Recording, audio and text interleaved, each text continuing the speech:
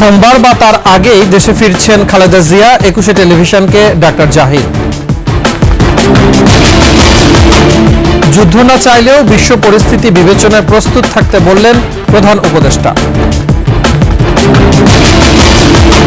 কাশ্মীর ইস্যুতে মুসলমানদের টার্গেট করছে দিল্লি, অবৈধ ভারতীয়দের বিরুদ্ধে অভিযানের দাবি। মানবিক করিডোর নিয়ে কক্সবাজারে মিশ্র প্রতিক্রিয়া, রাখাইনে সেফ জোন চায় রোহিঙ্গারা। ২২৬ জনকে হত্যার লাইসেন্স পেয়ে গেছি, এই বক্তব্য হাসিনার। ফরেনসিক রিপোর্ট ট্রাইব্যুনালে।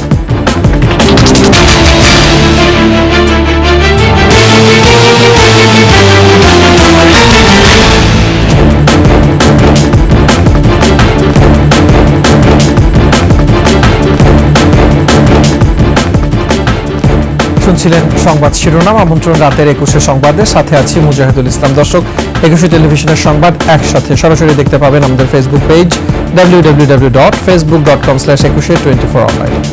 এছাড়া সাবস্ক্রাইব করতে পারেন www.youtube.com/21etv চ্যানেলে। এছাড়া সংবাদে আরো যা থাকছে। ঢাকার কেরানীগঞ্জে হচ্ছে দেশের প্রথম ভিআইপি কারাগার, ধারণ ক্ষমতা ২৭০ জন।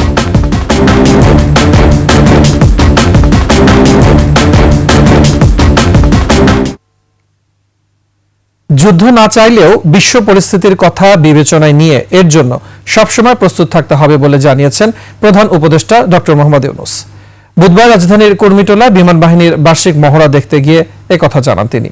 বিমান বাহিনীর আরও আধুনিকায়ন করা হবে জানিয়ে প্রধান উপদেষ্টা বাহিনী সদস্যদের পেশাদারিত্ব ও দক্ষতা আরও বাড়ানোর আহ্বান জানান। মেহেদী হাসানের রিপোর্ট। প্রতিবারের মতো এবারও বিমান বাহিনীর বার্ষিক মহড়া। এ মহড়া দেখতে কুর্মিটোলায় বীরুত্তম একে খন্দকার ঘাঁটিতে পৌঁছালে বিমান বাহিনীর একটি চৌকস দল গার্ড অফ অনার জানায় প্রধান উপদেষ্টাকে।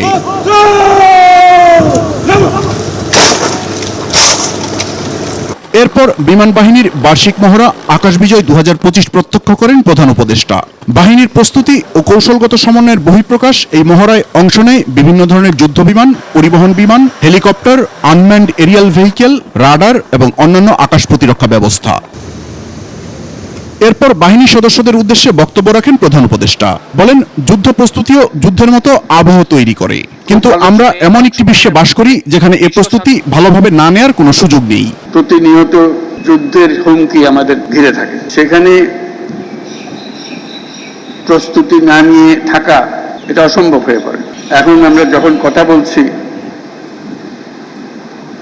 তখন আমাদেরই কাছে ভারত পাকিস্তান যুদ্ধ হই হই অবস্থার মধ্যে রয়ে গেছে। বিগত স্বৈরাচার অর্থনীতিকে বিধ্বস্ত করে রেখে গেছে, কিন্তু তারপরও এ বাহিনীর আধুনিকায়নের মতো ব্যয়বহুল উদ্যোগে পিছপা হবে না সরকার। দেশের সার্বভৌমত্ব ও স্বাধীনতার প্রতি যে কোনো চ্যালেঞ্জ মোকাবেলায় একটি আধুনিক ও সদাপ্রস্তুত বিমান বাহিনী গড়ে তোলার লক্ষ্যে আমাদের প্রচেষ্টা অব্যাহত থাকবে। বিমান বাহিনীতে ভবিষ্যতে অত্যাধুনিক যুদ্ধ বিমান, হেলিকপ্টার, পরিবহন বিমান, radar, surface to air missile, UAV সংযোজনের জন্য সরকার বিমান বাহিনীকে সর্বোত্তম সহযোগিতা প্রদান করবে। নিজস্ব প্রযুক্তিতে আনম্যান্ড ভেহিকেল তৈরি করায় বিমান বাহিনীর সদস্যদের ধন্যবাদও জানান প্রধান উপদেষ্টা। আমি জেনে খুশি হয়েছি। মেহেদী হাসান, ২১ টেলিভিশন, ঢাকা। এবং কাশ্মীরে হামলার পর ভারত পাকিস্তানের মধ্যে যে উত্তেজনা চলছে তার শিকার হচ্ছেন ভারতীয় মুসলমানরাও। সেখানে অবস্থানরত বাংলাদেশিদেরও আটক করা হচ্ছে। তবে বাংলাদেশি নামে যাদের আটক করা হচ্ছে তাদের অধিকাংশই ভারতীয় মুসলমান। কিন্তু প্রশ্ন হচ্ছে, বাংলাদেশে কিভাবে অবৈধভাবে ভারতীয়রা অবস্থান করছেন, আর ভারতে কিভাবে শেখ হাসিনা সহ আওয়ামী লীগের পলাতক মন্ত্রী এমপিরা আছেন? তৌহিদুর রহমানের রিপোর্ট। গুজরাটে বাংলাদেশি নামে যে ৬,০০০-এর বেশি লোককে আটক করা হয়েছে তাদের মধ্যে এখন ৪৫০-র মতো বাংলাদেশি বলা হচ্ছে। বাকি সবাই ভারতীয় মুসলমান। তাই স্পষ্ট যে ভারত এখন সেখানকার মুসলমান ও বাংলাদেশিদের টার্গেট করছে। কিন্তু বাংলাদেশে অনেক অবৈধ ভারতীয় আছে, টিআইবি তাদের এক জরিপে জানিয়েছিল বাংলাদেশে বৈধ ও অবৈধভাবে কর্মরত বিদেশি কর্মীদের সংখ্যা কমপক্ষে 2,50,000। যে অবস্থা পরিবর্তন করতে হবে। স্বরাষ্ট্র উপদেষ্টা গত ডিসেম্বরে অবৈধ বিদেশিদের আইনের আওতায় আনার কথা বলা হলেও তৎপরতা তেমন নাই। কোনো বিদেশিকেই অবৈধভাবে বাংলাদেশে থাকতে দেওয়া হবে। অবৈধ বিদেশিদের মধ্যে 80% ভারতীয়, আর অবৈধ বিদেশি খেদাও আন্দোলন হিসেবে বাংলাদেশে অবৈধ বিদেশিদের সংখ্যা আরো বেশি। শুধু অবৈধ ভারতীয় আছে 5 লাখেরও বেশি। এই ভারতীয়দের উচ্ছেদ না করতে পারলে এদেশ কোনোদিন এই শৃঙ্খল থেকে, এই বদ্ধ জীবন থেকে মুক্ত হতে পারবে না। যদি কোনো অন্যায়ভাবে অবৈধ অভিবাসন ব্যবস্থাপনা এর আগে মেনটেন করে থাকে, তাহলে এই সময় এই জিনিসগুলোকে কখনোই রান করতে দেওয়া উচিত না। তাদেরকে রেগুলারাইজ করার জন্য দুই রাষ্ট্রের মধ্যে দ্রুততম সময়ে এটার সমাধান খুঁজে বের করতে হবে। ভারতীয়রা প্রতি বছর বাংলাদেশ থেকে $5 বিলিয়ন রেমিটেন্স নিয়ে যায় বলে অফিসিয়াল চ্যানেলে জানা যায়। তবে ব্যবসায়ীদের হিসেবে আরো $6 বিলিয়ন নিয়ে যায় অবৈধভাবে। বাঙালি ছাড়া বাকিদের তো সহজেই চেনা যায়, আর বাঙালিও চিনতে খুব একটা কঠিন হওয়ার কথা না। এবং যেটা যদি কেউ শেল্টার দিয়ে থাকে তাহলে তারাও আইনের চোখে দোষ। ভারত সেখানে অবস্থানরত বাংলাদেশি সাধারণ নাগরিকদের হয়রানি করলেও সেখানে পলাতক শেখ হাসিনাকে ফেরত দিচ্ছে না। ভারতীয় পত্রিকার খবর, 5 আগস্টের পর আওয়ামী লীগের 45,000 পলাতক নেতাকর্মীকে তারা আশ্রয় দিয়েছে। এক্সকে রেখে দিলেন ওখানে পলিটিক্যাল অ্যাসাইলাম বা হোয়াট এভার ইট ইজ, আর ওয়াইকে বের করে দিচ্ছেন। It's the political decision of that country. বিশ্লেষকদের কথা, ভারতের এই নীতির জবাব বাংলাদেশে দেওয়া উচিত, আর বাংলাদেশে শুরু করা উচিত অবৈধ ভারতীয়দের বিরুদ্ধে কঠোর অভিযান। প্রত্যেক থানার পুলিশ স্টেশন আছে, তাদের স্পেশাল ব্রাঞ্চ আছে, they should find out this. Tauhidur Rahman, 21 television, Dhaka. মিয়ানমারকে মানবিক করিডোর দেওয়ার আলোচনায় কক্সবাজারের সুশীল সমাজ ও রোহিঙ্গাদের মধ্যে মিশ্র প্রতিক্রিয়া দেখা দিয়েছে। দীর্ঘদিনের রোহিঙ্গা সমস্যার সমাধান না করে কার স্বার্থে এই করিডোর, সেই প্রশ্ন তাদের। তবে করিডোর দেওয়ার পাশাপাশি রাখাইনেও একটি সেফ জোন করতে অন্তর্বর্তী সরকারের মাধ্যমে জাতিসংঘকে অনুরোধ জানিয়েছেন রোহিঙ্গা নেতারা। কক্সবাজার প্রতিনিধি আব্দুল আজিজের তথ্যচিত্রে ডেস্ক রিপোর্ট। জান্তা সরকারের বিরুদ্ধে চলমান যুদ্ধে রাখাইনের বেশিরভাগ অঞ্চল আরাকান আর্মির দখলে। এই অবস্থায় গৃহযুদ্ধে মিয়ানমারের রাখাইন বা আরাকান রাজ্যে দুর্ভিক্ষের আশঙ্কায় রাখাইন রাজ্যে মানবিক সহায়তা পৌঁছে দিতে বাংলাদেশকে করিডোর দেওয়ার অনুরোধ জানায় জাতিসংঘ। আরাকান আর্মির উত্থানে সীমান্তে জটিল পরিস্থিতির মধ্যে মানবিক করিডোর দেয়া নিয়ে সর্বত্র নানা বিতর্ক। কেউ বলছেন জান্তা সরকার ও আরাকান আর্মি দুপক্ষই রোহিঙ্গাদের স্বার্থবিরোধী।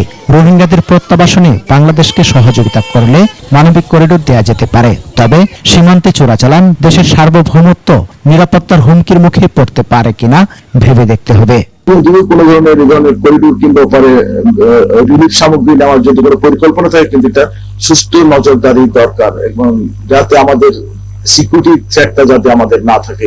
রোহিঙ্গাদের প্রত্যাবাসনে মানবিক সহায়তার জন্য সীমিত আকারে করিডোরের কথা বলছেন কেউ। প্রবালদ্বীপ সেন্ট মার্টিন নিয়ে চলা গুঞ্জন বিষয়েও সরকারের সুস্পষ্ট বক্তব্য দাবি তাদের। যদি একক সিদ্ধান্তে কোনো দুরভিসন্ধিমূলক চিন্তা চেতনা থেকে করিডোর দেওয়ার চিন্তা ভাবনা করা হয়, তাহলে সেটা এই বাঙালি জাতি কখনোই গ্রহণ করবে না। অন্যদিকে জাতিসংঘের তত্ত্বাবধানে করিডোর স্থাপনের পাশাপাশি তাদের জন্য একটি সেফ জোন করার দাবি রোহিঙ্গা নেতাদের। আর এখন যাইতে স্যার তো ইউএনও তো গড়া হইতো দে আর কানাতে কার ওয়াঙ্গেলা সেফ জোন দুনিয়াতে আর টুপি দিয়ারে রিহুয়া গিরিতে ইউনো তো ইয়ানা না তোরে দা সারাল্লা কাম ধরে সেফ জোন বানা দইলে বস বিয়াগন থেকে তালু ঘুরি ফেরিব বেকুন্দি ফেরিব আর বেয়ান হইবলা চাই দিয়ানাল্লাহ। ইতিমধ্যে 1,80,000 রোহিঙ্গাকে ফিরিয়ে নিতে মিয়ানমার জান্তা সরকার সম্মত হয়েছে। আরাকান আর্মি ও জান্তা সরকারের বিষয়টি মাথায় রেখে দ্রুত সময়ের মধ্যে রোহিঙ্গা প্রত্যাবাসন চান সচেতন মহল। সমর ইসলাম, ডেস্ক রিপোর্ট, 21 টেলিভিশন। রাখাইনে মানবিক করিডোর দেওয়ার বিষয়ে রাজনৈতিক দলগুলোর সাথে আলাপ আলোচনা করে সিদ্ধান্ত নেওয়ার কথা বলেছেন জাতীয় নাগরিক পার্টির আহ্বায়ক নাহিদ ইসলাম। মতানৈক্য থাকলেও প্রয়োজনীয় সংস্কার, আওয়ামী লীগের বিচার ও নির্বাচনের ব্যাপারে গণসংহতি আন্দোলন ও ইসলামী আন্দোলনের সাথে একমত হয়েছে দলটি। অন্যদিকে নারী সংস্কার কমিশনের সুপারিশ বাতিলের দাবিতে একমত ইসলামী আন্দোলন ও AB party. Sohel Samir report. নিজেদের মধ্যে মতবিরোধ কমাতে আলাপ আলোচনা শুরু করেছে সমমনা দলগুলো।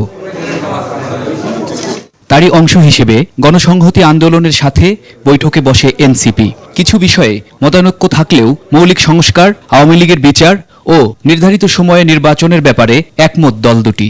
একদিকে যেমন জন আকাঙ্ক্ষা আছে সংস্কারের জন্য, সত্যিকার অর্থে ক্ষমতার ভারসাম্য এবং জবাবদিহি তৈরি হবে এই দেশের জনগণ, রিপাবলিকে যেভাবে জনগণের হাতে ক্ষমতা ন্যস্ত থাকে সেভাবে সত্যিকার অর্থে জনগণের হাতে ক্ষমতা ন্যস্ত হবে এবং সেই জনগণের অধীনেই থাকবে সকলে।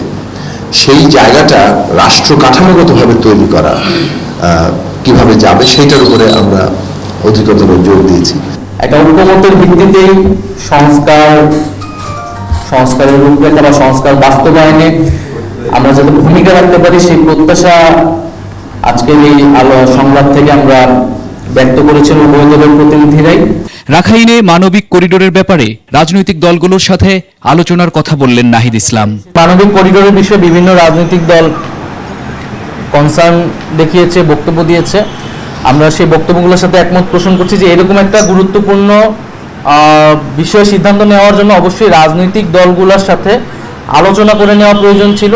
অপর এক আলোচনায় নির্ধারিত সময়ে নির্বাচনের পাশাপাশি নারী কমিশনের সুপারিশ বাতিলের প্রশ্নে একমত ইসলামী আন্দোলন ও এবি পার্টি। নারী নীতি সংস্কার কমিশন যে প্রস্তাবগুলো তারা নিয়ে আসছে এটা ধর্ম বিরোধী, ইসলাম বিরোধী, দেশ বিরোধী, মানবতা বিরোধী। এই কমিশনকে বাতিল করতে হবে। এই সংস্কার প্রস্তাবে এমন কিছু ভুল এবং এক পেশে প্রস্তাবনা দেওয়া হয়েছে যেটা আমাদের সামাজিক বন্ধন, পারিবারিক বন্ধনকে ক্ষতিগ্রস্ত করতে পারে। দলগুলোর মধ্যে এই আলাপ আলোচনাকে আসন্ন জাতীয় সংসদ নির্বাচনে জোটবদ্ধ হওয়ার প্রাথমিক পদক্ষেপ হিসেবে দেখছেন অনেকে। সোহেল সামি, একুশে টেলিভিশন, ঢাকা। সোমবার বা তার আগেই চিকিৎসা শেষে লন্ডন থেকে দেশে ফিরছেন বিএনপি চেয়ারপারসন বেগম খালেদা জিয়া। বিষয়টি একুশে টেলিভিশনকে নিশ্চিত করেছেন বেগম জিয়ার ব্যক্তিগত চিকিৎসক ও সফর সঙ্গী ডাক্তার AZM জাহিদ হোসেন। ইতোমধ্যেই তার দেশে ফেরার এয়ার অ্যাম্বুলেন্স চেয়ে কাতারকে চিঠি পাঠানো হয়েছে। বিকল্প হিসেবে স্বাভাবিক ফ্লাইটেও দেশে ফেরার প্রস্তুতি রয়েছে বেগম জিয়ার। সোহেল সামির আরেকটা রিপোর্ট। গত 7 জানুয়ারি উন্নত চিকিৎসার জন্য যুক্তরাজ্যে যান বিএনপি চেয়ারপারসন বেগম খালেদা জিয়া। কাতার আমিরের বিশেষ এয়ার অ্যাম্বুলেন্সে ছোট পুত্রবধূ, ব্যক্তিগত চিকিৎসক ও দলের কয়েকজন নেতাসহ দেশ ত্যাগ করেন তিনি। বিএনপির ভারপ্রাপ্ত চেয়ারম্যান তারেক রহমান ও তার পরিবারের সদস্যরা বেগম জিয়াকে লন্ডনে স্বাগত জানান। এরপরই তিনি ভর্তি হন ক্লিনিকে। টানা 17 দিন চিকিৎসার পর হাসপাতাল থেকে খালেদা জিয়া বড় পুত্র তারেক রহমানের বাসায় যান। সেখানেই তার পরবর্তী চিকিৎসা চলে। এখন আরো সুস্থ বোধ করায় দেশে ফেরার সিদ্ধান্ত নিয়েছেন বেগম জিয়া। আমরা চেষ্টা করতেছি on or before 5th of May। Liver বিশেষজ্ঞ জন প্যাট্রিক কেনেডির নেতৃত্বাধীন মেডিকেল বোর্ডের অধীনে চিকিৎসা নিয়েছেন বেগম জিয়া। দেশে ফিরলেও তাকে থাকতে হবে ডাক্তারি পরীক্ষা নিরীক্ষার মধ্যে। এয়ার অ্যাম্বুলেন্স আমরা তো কাতার গভর্নমেন্টকে লিখছি, কাতার গভর্নমেন্টে আমাদের গভর্নমেন্ট ফরেন মিনিস্ট্রির মাধ্যমে এটা দিতে হয়, তো আমাদের সেই চিঠি চলে গেছে। বেগম জিয়ার সাথে তার 2 পুত্রবধূরও ফেরার কথা রয়েছে। সোহেল সামি, একুশে টেলিভিশন, ঢাকা। সামাজিক যোগাযোগ মাধ্যমে ভুল তথ্য ছড়িয়ে মানুষকে বিভ্রান্ত করা হচ্ছে বলে মন্তব্য করেছেন বিএনপি মহাসচিব মির্জা ফখরুল ইসলাম আলমগীর। রাজনৈতিক ও সামাজিক বিভাজনের বিরুদ্ধে ঐক্যের আহ্বান জানিয়ে বিএনপি মহাসচিব বলেন, কে হিন্দু কে মুসলমান এসব ভুলে নতুন ধারার বাংলাদেশ গড়তে হলে সবাইকে একত্রিত হতে হবে। বিস্তারিত মাহিলা ইসলামের রিপোর্টে। দুপুরে ঠাকুরগাঁও শহরে একটি মন্দিরের ফলক উন্মোচন করেন বিএনপি মহাসচিব মির্জা ফখরুল ইসলাম আলমগীর। সে সময় মির্জা ফখরুল সনাতন ধর্মাবলম্বীদের উদ্দেশ্যে বলেন, ৭১-এর স্বাধীনতা যুদ্ধে কোনো ধর্ম বর্ণ ছিল না, সবাই একসঙ্গে লড়াই করেছে। তবে এখন মানুষের মধ্যে বিভেদ সৃষ্টি করছে রাজনীতি। আমি কখনোই আপনাদেরকে আলাদা করে দেখার চেষ্টা করিনি, চিন্তা করিনি। দুর্ভাগ্যজনকভাবে আমাদের রাজনীতি আমাদেরকে আলাদা করে দেয় মাঝে মাঝে। সেই রাজনীতি আমাদেরকে পরিহার করতে হবে। এখনো ষড়যন্ত্র চলছে মন্তব্য করে মির্জা ফখরুল বলেন, প্রতি মুহূর্তে ষড়যন্ত্র হচ্ছে, তাই সবাইকে সতর্ক থাকার আহ্বান জানান তিনি।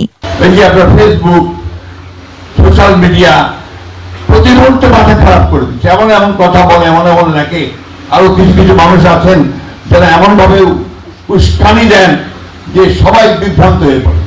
এদিকে মে দিবসের কর্মসূচি উপলক্ষে নয়াপল্টনে দলের কেন্দ্রীয় কার্যালয়ে সংবাদ সম্মেলনে বক্তব্য দেন বিএনপির সিনিয়র যুগ্ম মহাসচিব রুহুল কবির রিজভী। ফ্যাসিস্ট আওয়ামী সরকারের দোসরদের যেসব কলকারখানা ছিল সেগুলো বন্ধ না করে প্রশাসক নিয়োগ দিয়ে চালানোর আহ্বান জানান তিনি। ফ্যাসিস্টদের সমর্থক কিছু ব্যবসায়ী গোষ্ঠী তারা টাকা লুটপাট করেছেন, টাকা পাচার করেছেন, কিন্তু তাদের যে সমস্ত প্রতিষ্ঠান করেছিল সেখানে হাজার হাজার শ্রমিক কর্মরত ছিল, কিন্তু সেই শ্রমিকদের ছাঁটাই করে বন্ধ করে দিয়েছে মিল কারখানাগুলো। আমার মনে হয় যে সেটা অন্তর্বর্তীকালীন সরকারের এই জিনিসটা করা ঠিক হয়নি। কারখানা বন্ধ হওয়ার কারণে কোনো শ্রমিক যেন বেকার না হয় সেদিকে সরকারকে দৃষ্টি দেওয়ার আহ্বান জানান এই সিনিয়র নেতা। যারা সরকারকে টিকিয়ে রাখার জন্য নানা মন্ত্রণা দিয়েছে তাদের বিচার করুন। মাহিলা ইসলাম, 21 টেলিভিশন, ঢাকা। ভারতে পালিয়ে থাকা শেখ হাসিনা গত অক্টোবরে ফোনে তার বিরুদ্ধে মামলার খবর পেয়ে বলেন 226 মামলায় 226 জনকে হত্যার লাইসেন্স পেয়েছি। শেখ হাসিনার ওই কথায় পুলিশ ও সাক্ষীরা ভীত হয়ে পড়েছেন বলে ট্রাইব্যুনালে জানানো হয়। একে আদালত অবমাননা হিসেবে গণ্য করে 15 মের মধ্যে ব্যাখ্যা চেয়েছেন ট্রাইব্যুনাল। এদিকে সাবেক শিক্ষামন্ত্রী দীপু মনির প্যারোলে মুক্তি নিয়ে স্বরাষ্ট্র মন্ত্রণালয়ে যাওয়ার নির্দেশ দিয়েছে ট্রাইব্যুনাল। বিস্তারিত শাকের আরজু রিপোর্টে। গত 5 আগস্ট ছাত্র জনতার গণ অভ্যুত্থানের মুখে ভারতে পালিয়ে যান শেখ হাসিনা। সেখানেই বসে একের পর এক বক্তব্য দিয়ে আসছেন তিনি। তাকে বক্তব্য দেয়া থেকে বিরত রাখতে ভারতকে অনুরোধ করা হলেও থামানো যায়নি। যদিও এরই মধ্যে শেখ হাসিনার ঘৃণা ছড়ানো বক্তব্য প্রচারে নিষেধাজ্ঞা রয়েছে ট্রাইব্যুনালের। এবার 226 মামলায় 226 জনকে হত্যার লাইসেন্স পেয়েছি এমন বক্তব্যের সত্যতা মেলায় শেখ হাসিনা ও গাইবান্ধার আওয়ামী লীগ নেতা শাকিল আলমের বিরুদ্ধে আদালত অবমাননার অভিযোগ আনে প্রসিকিউশন। শুনানি শেষে 15 মের মধ্যে এই দুজনের কাছে ব্যাখ্যা চেয়েছেন ট্রাইব্যুনাল। আমার বিরুদ্ধে সারা বাংলাদেশে যে 226টা মামলা হয়েছে, যারা এই মামলাগুলো করেছে তাদেরকে মারার আমি লাইসেন্স পেয়ে গেছি। দুজন অপোজিট পার্টি অর্থাৎ আসামি শেখ হাসিনা এবং শাকিল আহমেদ তাদের কথোপকথনের মাধ্যমে আন্তর্জাতিক অপরাধ ট্রাইব্যুনালে চলমান যে বিচার প্রক্রিয়া তার সাক্ষীদেরকে ভয়ভীতি দেখিয়েছেন, বিচার প্রক্রিয়াকে বাধাগ্রস্ত করার চেষ্টা করেছেন এবং এইখানে যে মামলাগুলো রয়েছে সেগুলোকে প্রেজুডিস করার চেষ্টা করেছেন। পরীক্ষা করে সিআইডি মতামত দেয় যে এই কথোপকথনটি শেখ হাসিনা এবং শাকিল আহমেদের মধ্যেই হয়েছে, এটা বানানো কোনো কনভারসেশন নয় এবং এটা এআই জেনারেটেড নয়। এই দুজনের বিরুদ্ধে অর্থাৎ শেখ হাসিনা এবং শাকিল আহমেদের বিরুদ্ধে 11-4 ধারা অনুযায়ী কন্টেম্পটের নোটিশ ইস্যু করেছেন। মে মাসের প্রথম সপ্তাহের মধ্যে শেখ হাসিনার বিচার শুরু হবে। আল জাজিরাকে দেয়া প্রধান উপদেষ্টার বক্তব্যের বিষয়ে জানতে চাইলে তাজুল ইসলাম বলেন, খুব শিগগিরই এই মামলার ইতিবাচক ফলাফল দেখা যাবে। আমরা আশা করছি খুবই দ্রুততম সময়ের মধ্যে তারা চার্জশিট দিয়ে পারবেন। তার শেখ হাসিনার যে মামলার কথা আপনারা উল্লেখ করেছেন তার ব্যাপারে তদন্ত সংস্থা প্রসিকিউশন সবচেয়ে বেশি গুরুত্ব দিয়েছে এবং গুরুত্বের সাথে কাজ করছে। এদিন স্বামীর অসুস্থতার জন্য সাবেক মন্ত্রী দীপু মনির প্যারোলে মুক্তির আবেদন শুনানি হয়। তাকে স্বরাষ্ট্র মন্ত্রণালয়ে যাওয়ার পরামর্শ দেন ট্রাইব্যুনাল। এইটার ব্যাপারে তারা কোনো আদেশ দেবেন না, তাদেরকে অ্যাপ্রোচ করতে বলেছেন স্বরাষ্ট্র মন্ত্রণালয়ের কাছে এবং তার প্রেক্ষিতে যদি ভবিষ্যতে দরকার হয় তখন তারা এইগুলো বিষয় কনসিডার করবে। এছাড়া জুলাই আগস্টে নারায়ণগঞ্জের মানবতা বিরোধী অপরাধের মামলায় 8 জনের বিরুদ্ধে গ্রেফতারি পরোয়ানা জারি হয়েছে। এছাড়াও আশুলিয়ার লাশ পোড়ানোর মামলায় গ্রেফতার 2 পুলিশ কর্মকর্তাকে হাজির করতে বলা হয়েছে ট্রাইব্যুনালে। এদিকে জুলাই আন্দোলনে সংগঠিত মানবতা বিরোধী অপরাধের মামলায় আটক এডিসি ইশতিয়াক আহমেদের বিরুদ্ধে ট্রাইব্যুনালে অভিযোগ দিয়েছেন গণ অধিকার পরিষদের সাধারণ সম্পাদক রাশেদ খান। শাকের আরজু, 21 টেলিভিশন, ঢাকা। এবারে কেরানীগঞ্জে চালু হতে যাচ্ছে দেশের প্রথম ভিআইপি কেন্দ্রীয় কারাগার। কেরানীগঞ্জে বিশেষায়িত এই কারাগারে 270 বন্দীর ধারণ ক্ষমতা থাকবে। আর এই কারাগার চালু হলে বিশেষ বা ডিভিশনপ্রাপ্ত বন্দীদের নিরাপত্তা নিয়ে ঝুঁকি পোহাতে হবে না। এসব হাই প্রোফাইল বন্দীদের নিয়মের মধ্যেও রাখা সহজ হবে বলে জানিয়েছে জেল কর্তৃপক্ষ। বাকিটা দেখুন দীপু শিকদারের রিপোর্টে। 5 আগস্টে আওয়ামী লীগ সরকার পতনের পর দেশ জুড়ে গ্রেফতারের সংখ্যা বাড়তে থাকে। হত্যাসহ বিভিন্ন মামলায় বিগত স্বৈরশাসকের মন্ত্রী, প্রতিমন্ত্রী, এমপি, আমলা, সেনাবাহিনী ও পুলিশের উচ্চপদস্থ কর্মকর্তারা গ্রেফতার হয়ে বিভিন্ন কারাগারে আছেন। আবার তাদের কেউ কেউ কারাগারের ভেতরে বা চিকিৎসা নিতে যাওয়ার সময় হামলার শিকার হয়েছেন। আবার তারাও কেউ কেউ কারাগারে মানতে চান না নিয়ম। এমন পরিস্থিতি সামাল দিতে কারা কর্তৃপক্ষ নিয়েছে ভিন্ন এক উদ্যোগ। প্রথমবারের মতো কেরানীগঞ্জ কেন্দ্রীয় কারাগারের ভিতরেই চালু হতে যাচ্ছে বিশেষায়িত কেন্দ্রীয় কারাগার। এই কারাগারের ডিভিশন পাওয়া সহ মোট 270 জন বিশেষ বন্দীকে রাখা হবে। এর কাজও প্রায় শেষের দিকে বলে জানান আইজি প্রিজন্স।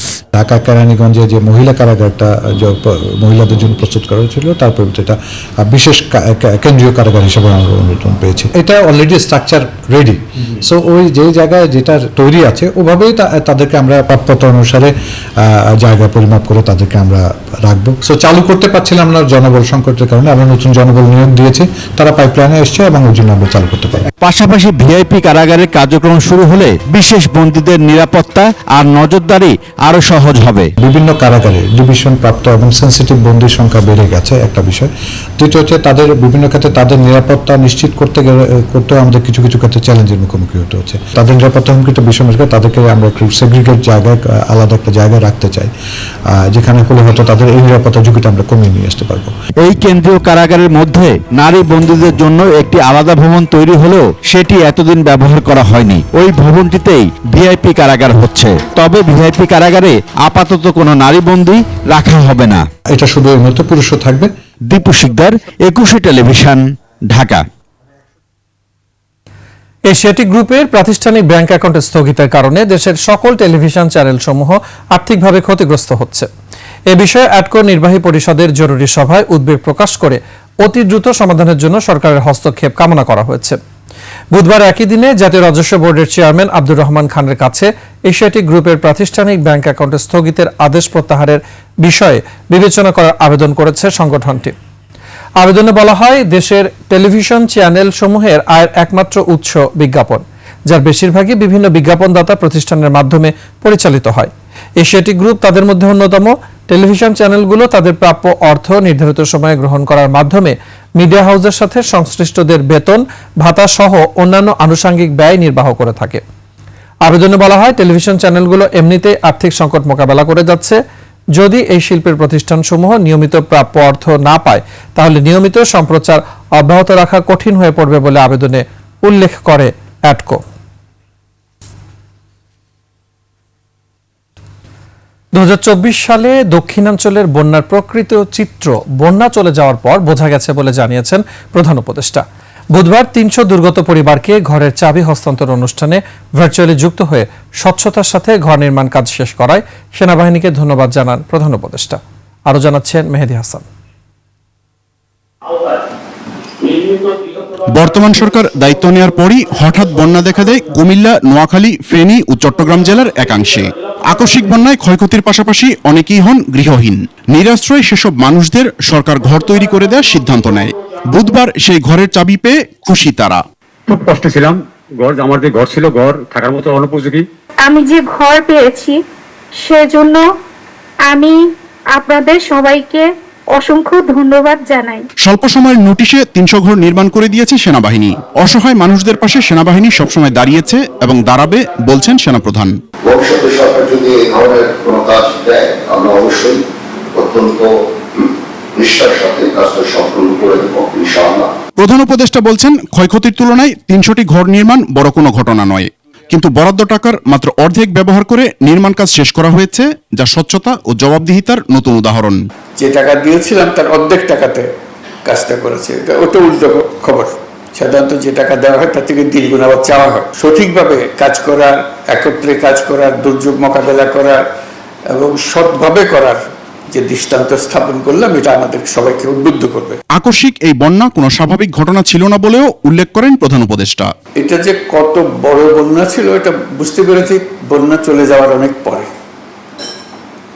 যে লোকমুখে যখন শুনতে আরম্ভ করলাম ব্যক্তিগতভাবে কিভাবে ক্ষতিগ্রস্ত হয়েছে। যে কোনো দুর্যোগ মোকাবেলায় সেনাবাহিনীকে সবসময় প্রস্তুত থাকতে হবে বলেও জানান ডক্টর ইউনূস। সেনাবাহিনীর কাছে আমরা সেটুকু ধন্যবাদ অবশ্যই দেব। মেহেদী হাসান, 21 টেলিভিশন, ঢাকা। যুক্তরাষ্ট্রের পাল্টা শুল্ক নিয়ে আলোচনা চলছে IMF এর সঙ্গে। প্রয়োজন হলে তাদের সাথে কথা বলে আরও সময় নেওয়া হবে বলে জানিয়েছেন অর্থ উপদেষ্টা ডক্টর সালেউদ্দিন আহমেদ। NBR ও FBCCI এর একই যৌথ পরামর্শক সভায় বাণিজ্য উপদেষ্টা শেখ বশিরউদ্দিন আগের সরকারের বাজেটকে ব্যয়ের মহোৎসব বলে অভিহিত করেছেন। বিস্তারিত আরেফিন শাওনের রিপোর্টে। সকালে রাজধানীর একটি হোটেলে NBR ও FBCCI এর যৌথ আয়োজনে অনুষ্ঠিত ৪৫তম পরামর্শক কমিটির সভায় ট্রাম্প প্রশাসনের পাল্টা শুল্ক নিয়ে কথা বলেন অর্থ উপদেষ্টা। টাফ নেগোসিয়েশন ভেতরে আছে, ওগুলো নিয়ে আজকে আবার আলোচনা হবে। ট্রাম্প সাহেবের এসে আসার পর আমরা মিটিং করেছি বেশ কিছু সংস্থা, আমাদের চেয়ারম্যানও ছিলেন।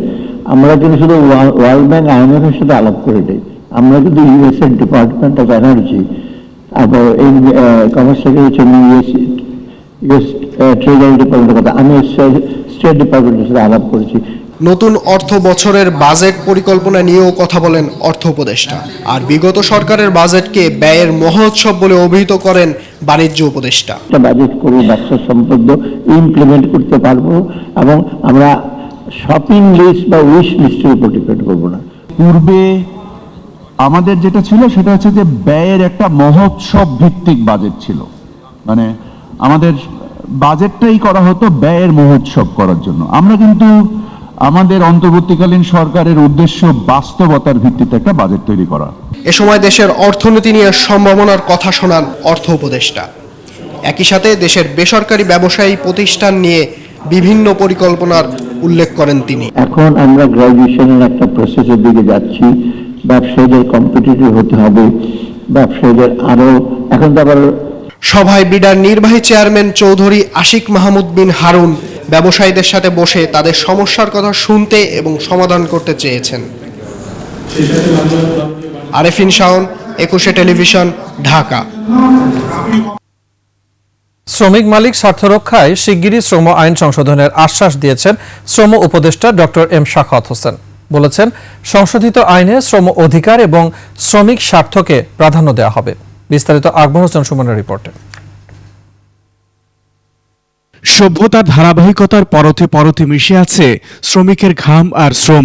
সেই শ্রমিকেরই রুটি রুজির অধিকার আদায়ের সংগ্রামে কাটে জীবন। সচিবালয়ে মে দিবস সামনে রেখে সাংবাদিকদের সঙ্গে মত বিনিময়ে শ্রমিক মালিক সমন্বয়ে নতুন বাংলাদেশ গড়ে তোলার আহ্বান জানান শ্রম ও কর্মসংস্থান উপদেষ্টা।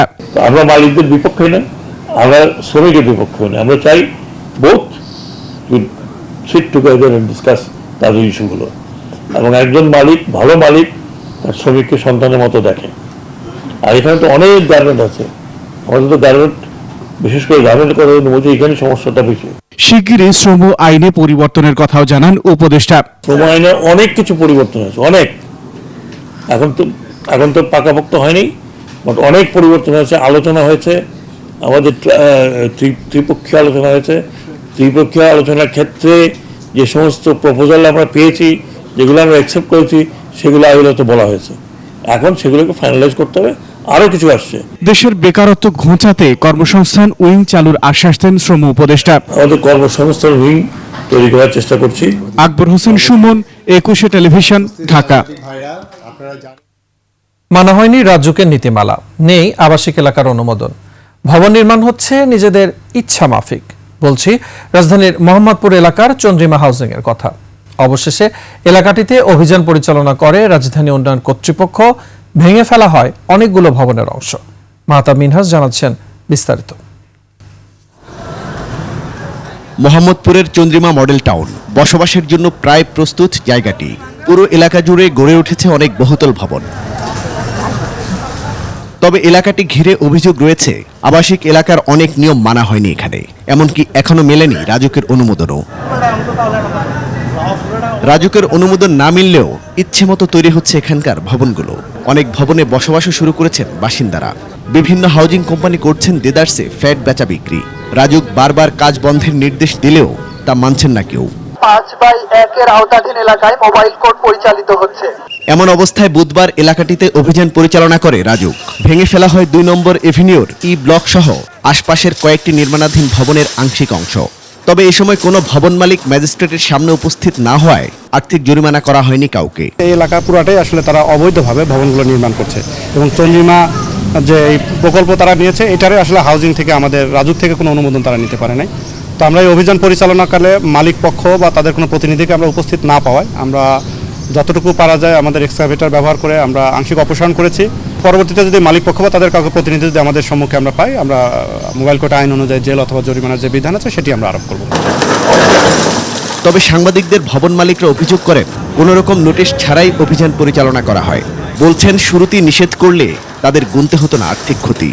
দোষ চাপান খোদ রাজুকের উপরও। বিল্ডিং ওনারা অনুমতি দেয়ও নাই আর দিচ্ছেও না, বাট নাও করতেছে না যে আপনারা করেন না, এরকম কোনো নোটিশ ওনারা কোনো মালিকরে দেয় নাই। ভাঙ্গার আগে তো একটা নোটিশ দিব, নোটিশ দেয় খালি এসে ডাইরেক্ট চন্দ্রিমা আরও তো বিল্ডিং আছে, চন্দ্রিমার ভিতরে অনেক বিল্ডিং আছে, ডাইরেক্ট এটার ভাঙ্গা শুরু করছে। রাজকের কিছু অসৎ কর্মচারী ছিল, মনে করেন যে যেখানে 2 কাঠার মধ্যে 8 তলা বিল্ডিং করছে, কিছু পয়সা নিয়ে চলে গেছে। আর্থিক জরিমানা না করলেও ভেঙে ফেলা ভবনগুলো থেকে বিচ্ছিন্ন করা হয় বৈদ্যুতিক সংযোগ, জব্দ করা হয় বৈদ্যুতিক মিটার। মাহতাব মিনহাজ, একুশে টেলিভিশন, ঢাকা। সাভারে নকশা বহির্ভূত ও অনুমোদনহীন ভবনে উচ্ছেদ অভিযান চালিয়েছে রাজধানী উন্নয়ন কর্তৃপক্ষ রাজুক। এ সময় ভবনগুলোর নকশা বহির্ভূত অংশ ভেঙে গুঁড়িয়ে দেওয়া হয়। রাজুকের সহকারী পরিচালক ও নির্বাহী ম্যাজিস্ট্রেট তাহমিনা পারভিনের নেতৃত্বে বুধবার দিনব্যাপী সাভারের বিভিন্ন স্থানে অভিযান পরিচালনা করা হয়। ক্ষতিগ্রস্ত ভবন মালিকরা জানান পূর্ব নোটিশ ছাড়াই রাজুক এই কার্যক্রম চালিয়েছে। সাভার প্রতিনিধি শাহেদ জুয়েলের তথ্য ও চিত্রে ডেস্ক রিপোর্ট। ড্যাপের আওতাধীন রাজুকের অনুমোদনহীন ও নকশা বহির্ভূত ৩,৩৮২টি ভবন নির্মাণের অভিযোগের ভিত্তিতে বুধবার দুপুর 12টার দিকে সাভারের দক্ষিণ কৃষ্ণপুরে একটি 6তলা ও আরেকটি 3তলা ভবনে অভিযান চালায় রাজুক। এ সময় রাজুকের অনুমোদনের কাগজপত্র দেখাতে ব্যর্থ হলে ভবনের বিদ্যুৎ সংযোগ বিচ্ছিন্ন সহ বর্ধিত অংশ ভেঙে ফেলা হয়। ভবন মালিকদের দাবি পূর্ব নোটিশ ছাড়াই এ অভিযান পরিচালনা করছে রাজুক। আমাদেরকে আগে তো নোটিশ দিব, 5 দিন আগে নোটিশ দিব, এই দিন আসতেছি, তোমরা যদি কাগজপত্র না দাও তাহলে এই বাড়ি ভেঙে গেলাম। আমাকে নোটিশ দিব, অনুমোদন আছে, দাগ দাগ দিয়ে বাড়ি ভেঙে থুয়ে দিব, ঠিক হবে? আমার এই দক্ষিণ সাইডে আরো বাড়ি হচ্ছে, আমার এই ডাইনে বামে যতগুলো আছে সবগুলো আমার বান্ডেওয়াল ভাঙতেছে, এইটার ভিতরে আয়তার ভিতরে আছে। তাহলে আজকে ম্যাজিস্ট্রেটের সামনে সবগুলো বাড়ি ভাঙতে হবে।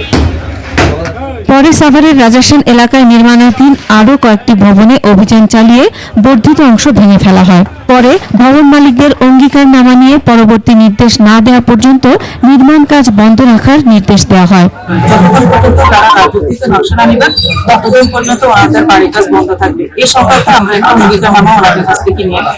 শিল্পাঞ্চল সাভারে পরিকল্পনাহীন এমন হাজার হাজার ভবন ও শিল্প প্রতিষ্ঠান নির্মাণের কারণে ড্রেনেজ ব্যবস্থা সহ নানা সমস্যার সম্মুখীন হচ্ছে সাধারণ মানুষ।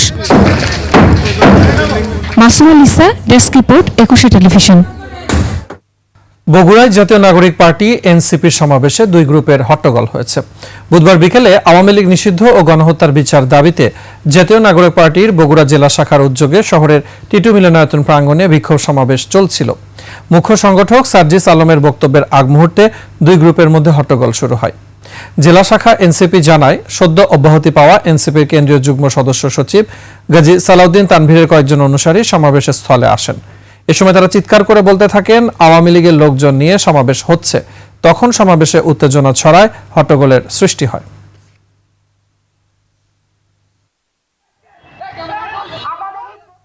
এবারে বাণিজ্য সংবাদ।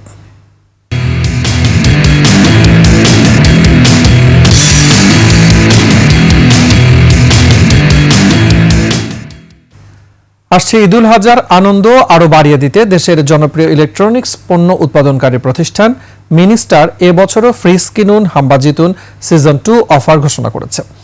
মিনিস্টারের প্রধান কার্যালয়ের সংবাদ সম্মেলনে মিনিস্টার মাইওয়ান গ্রুপের উপব্যবস্থাপনা পরিচালক মোহাম্মদ হুমায়ুন কবির অফারটি ঘোষণা করেন। এ সময় উপস্থিত ছিলেন প্রতিষ্ঠানের ডিলার চ্যানেলের নির্বাহী পরিচালক মোহাম্মদ ইসহাক জোয়ারদার, শোরুম চ্যানেলের পরিচালক মোহাম্মদ মাহমুদুর রহমান খান, কর্পোরেট চ্যানেলের পরিচালক কর্নেল মোহাম্মদ মাহবুবুল রহমান অবসরপ্রাপ্ত এবং হেড অব ব্র্যান্ড মার্কেটিং ও কমিউনিকেশন সোহেল কিবরিয়া সহ ঊর্ধ্বতন কর্মকর্তারা। এই অফারের মাধ্যমে মিনিস্টার ফ্রিজ কিনে স্ক্র্যাচ কার্ড ঘষে গ্রাহক পেয়ে যেতে পারেন গরু সহ অসংখ্য আকর্ষণীয় উপহার।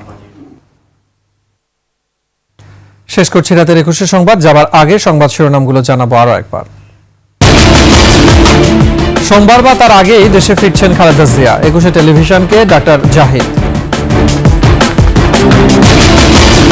যুদ্ধ না চাইলেও বিশ্ব পরিস্থিতি বিবেচনায় প্রস্তুত থাকতে বললেন প্রধান উপদেষ্টা।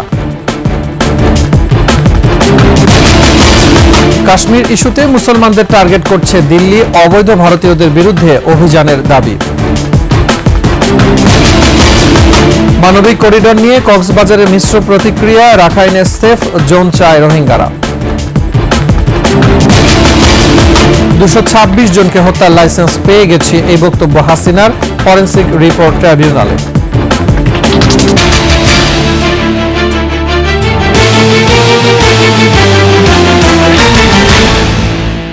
সর্বশেষ সংবাদ জানতে ডায়াল করুন 2021 নম্বরে, ভিজিট করুন 21-tv.com ওয়েবসাইটে, ফেসবুকে ভিজিট করতে পারেন www.facebook.com/2124 অনলাইনে, এছাড়া সাবস্ক্রাইব করতে পারেন www.youtube.com/21tv চ্যানেলে।